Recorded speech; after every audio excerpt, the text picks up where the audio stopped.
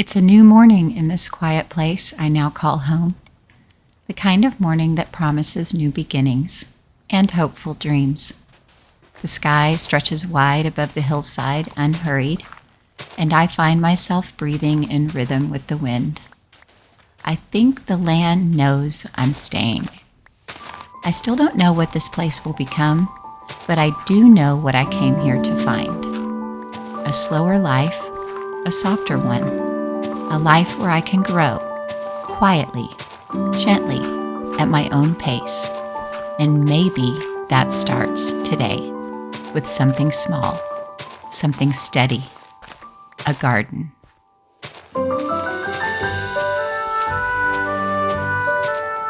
Today, I'm going to plant my first seeds. But before any seeds could go in, I needed to clear a spot by the river. The ground was overgrown in that pretty way. Tall grass waving in the breeze, sunflowers blooming wherever they pleased. They didn't seem to mind being in the way, and honestly, I didn't mind either. Still, it was time to make a space of my own. I picked up my shovel and marked out a little patch of earth, not too big, just enough for a few tidy rows. My own tucked-away garden right beside the riverbank. Every time the shovel cut into the soil, I could smell that rich, damp scent of earth and roots. It was oddly comforting, like the land itself was saying, "Go ahead, I've got you."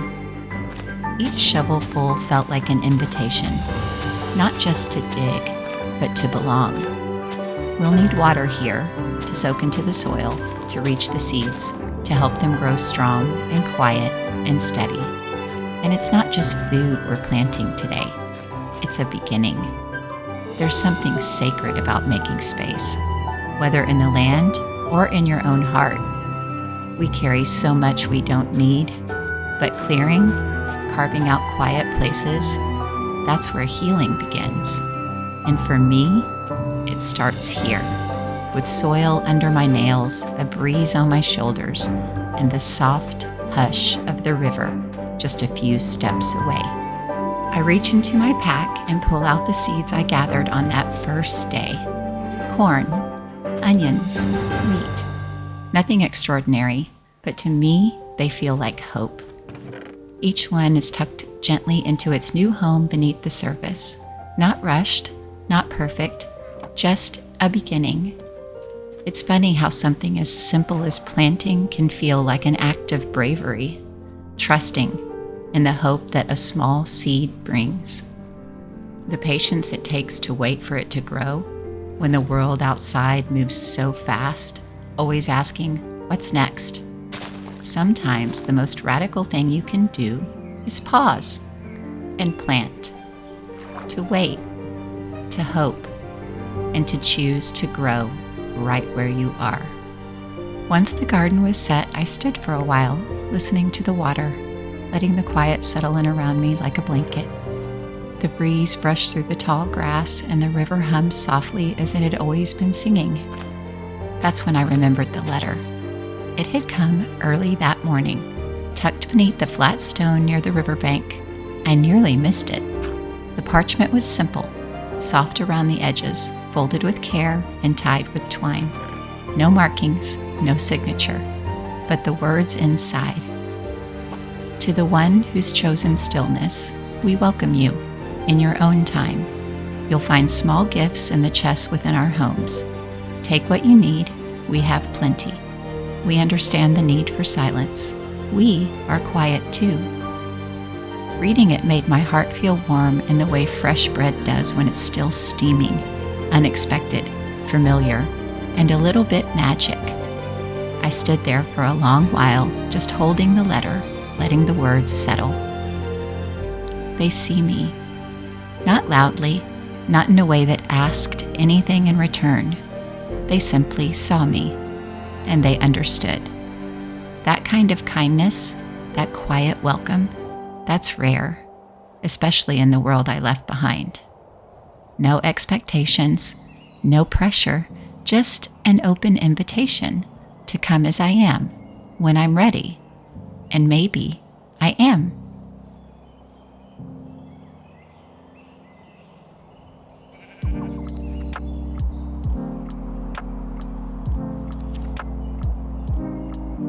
As night falls, I find a small enclosure on the hillside with a bit of coal for torches.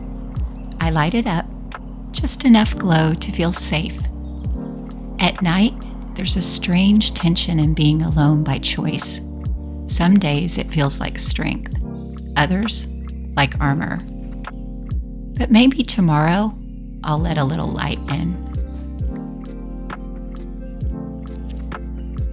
In the morning, with the sky still blushing with the first light, I picked up my pack and continued the walk. The ridge rolled out ahead of me, not steep but steady, almost like the land itself was easing me forward. There was a stillness in the air that I didn't want to interrupt, so I kept my pace slow, boots brushing softly through the grass, the breeze carrying the scent of something warm and earthy. And just below the ridge, I saw something, a ruin. Small, moss-covered, weather-worn, its foundation made of cracked cobblestone, walls half tumbled in on themselves, as if it had folded up long ago and decided it had said enough. I stepped closer, careful not to disturb its stillness. Whatever it had once been, it wasn't trying to be that anymore. It had let go of the shape it once held, and now it simply rested. Tucked among the fallen stone was a chest. I knelt down and opened it gently. Inside were gifts, a handful of seeds, a sturdy fishing pole, its line still neatly coiled, and a softly glowing enchanted book, its cover warm to the touch, like it remembered being held once. It was magic. I smiled. It felt like the kind of gift the world gives you when you don't ask for anything. Not a prize, not a test, just something quietly offered. A little, here, you might need this. There's something sacred about ruins like that. They don't ask to be remembered. They don't cry out to be fixed. They just exist. Not as they were, but as they are now. And I think that's something I want to learn. How to trust the quiet unfolding of whoever I am learning to be. A few villagers passed me. They glanced up, smiled, nodded, then quietly returned to their day. No one asked who I was. No one tried to stop me. It wasn't about introductions. It was about kindness. I wandered gently through their streets, gravel paths soft under my feet, homes tucked between garden beds and lantern posts. Everything here felt lived in and peaceful. I paused at the trading post just to see what they offered. Seeds, tools, armor. I didn't have anything to trade, not yet, but it was good to know what was possible. I made a quiet little note to myself, which stand had what, then I stepped through the doorways left open to me. Inside their homes were gifts. Real ones, left behind with purpose. Books with lovely, careful handwriting. Maps folded neatly at the corners. Fresh fruit, vegetables, bread. Little piles of ore, just enough for a tool or two. And nestled on top of one chest, a soft leather chest piece, worn but warm, like someone had tucked it there just for me. I gathered what I needed, tucking each thing carefully into my pack. Not too much, just enough to carry without straining. It felt like being handed a blanket when you didn't even know you were cold. I took it all slowly, with gratitude, because sometimes kindness isn't about what you've earned. It's just a door left open. As I left the village behind, my backpack a little heavier, my heart a little softer, I caught sight of something in the distance. A cottage. Small, set apart, resting alone on a gentle rise across the field. I felt drawn to it. Not urgently, just curiously, like something was inviting me to notice. I crossed the grass and approached quietly. There was no one there, but it didn't feel abandoned. Inside, I found signs of life. A bit of food preparation left unfinished on the counter, wool drying by the hearth. A shepherd, maybe? someone who also chose quiet over noise, solitude over spectacle. I didn't take anything. I just stood there a while, letting the hush of the place settle around me. I understood this space. It reminded me of the reason I came here: to live slowly, to listen closely, to walk alone, but not always lonely. Maybe one day this shepherd and I will cross paths. Maybe we'll share stories or trade something small.